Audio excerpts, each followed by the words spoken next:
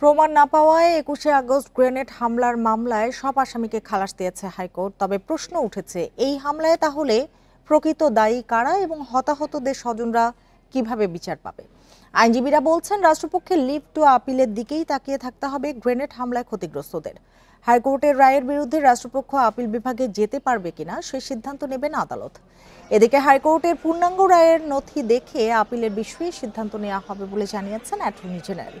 আইনজীবীরা বলছেন, গ্রেনেড হামলায় ২৪ জন নিহত ও প্রায় ৩০০ জন আহত হওয়ার ঘটনায় মূল আসামিদের বাদ দিয়ে রাজনৈতিক প্রভাবে অন্যদের আসামি করায় ন্যায় বিচার পায়নি ভুক্তভোগী পরিবার।